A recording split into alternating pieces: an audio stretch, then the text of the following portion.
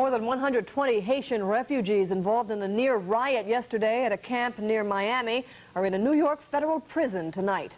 The refugees, including the alleged ringleaders of the disturbance, were flown to the Federal Correctional Center in Otisville early this morning. Officials transferred the Haitians to ease growing tensions at the Florida camp.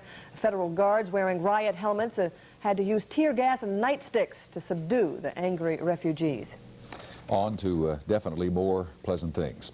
For a vast number of us in the broadcast business, some of our early efforts, at least some of them, were spent in that line of work known as being a disc jockey.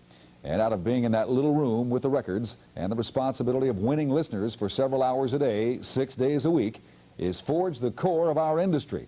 Quite simply, to make real contact between in here and out there. Colin McNeil zeroes in on the changing times for disc jockeys in today's Action News Extra. Let's take a walk down memory lane and check out a moldy oldie, a golden gasser. It's the summer of 1968, and this is Dr. Don Rose. At 8:02 WPVI Rock Jamboree time with Dr. Don Rose, the guy that's living a maxi life on a mini income. Dr. Don Rose. Those AM morning men were the stars of radio in the late 50s and 60s. And on into the early 70s, but times have changed, and so have the styles of the on-air personalities. From WIOQ Philadelphia 958. Johnny Lee from Urban Cowboy, looking for love. Well, I spent a lifetime looking for you. The biggest change has been dictated by the growth of FM radio into the dominant force in music. The high-energy styles of the past are gone, and in their place you have people like Harvey. The WIOQ morning man is considered by many to be the #1 radio personality in the Philadelphia area. But his technique is a lot different than old Dr. Don's. Well, I'm sort of like a companion more than a character, you know. A caricature rather than a character. And hopefully they like the person. You really take a big chance. You put yourself on the line and say, here I am, you know, do you like me? And if they say no, if the ratings come back thundering no, why, you cry for days, you know.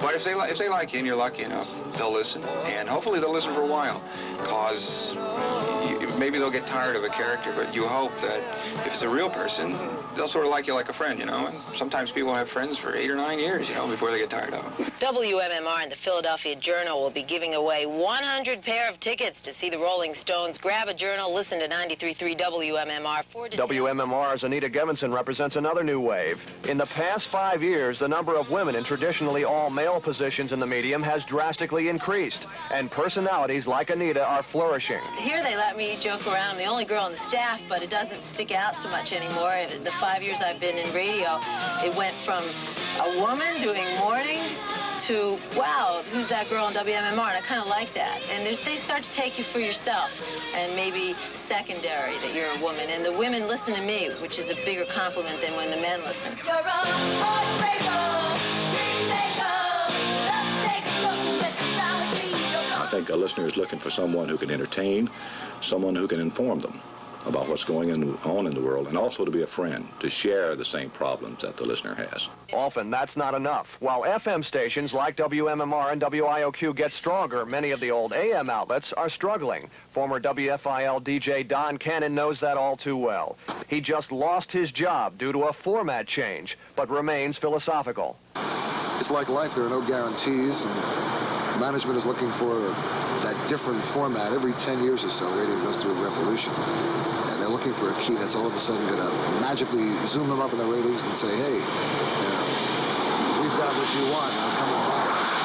And you happen to be there at the wrong time, or maybe perhaps the right time, these things are going to happen to you. This is something you can't control. England Dan and John Ford Coley on WIP. This one is #1 in the country. Diana Ross and Lionel Richie. While Don was at WFIL, the station spent quite a bit of time and money trying to get at WIP. It's the last really big contemporary music station on the AM dial. And Willie Weber, one of the best-known broadcasters in the area and a 12-year veteran of the station, is one of the reasons why. I've also been radio and television. I've been able to sort of swing back and forth. I did quiz shows, and I think if there's any advice I want to give to a young man, because, you know, my son is now in the business, and that's to be as versatile as you possibly can. Whatever versatility you have, work on it, because if one door closes, maybe a couple of other doors will open.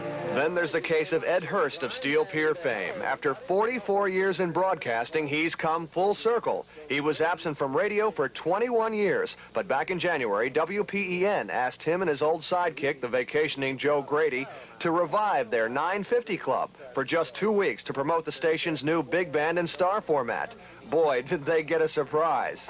You know, radio stations do not get mail today.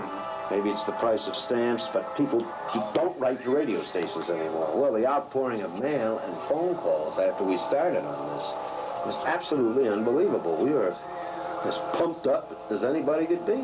After the 2 weeks were up, the station asked us if we'd like to stay, and we will stay as long as it's fun and as long as the listeners continue to enjoy what we have to say every afternoon from 4 to 6. Of course, that's really the key for anyone on the air. It's what the audience thinks that's important. And no matter what station you're working for. WIP, WPEN, WMMR, and the WIOQ Philadelphia. You have to give the audience what it wants. Colin McNeil, Channel 6 Action News in Bala Cynwyd.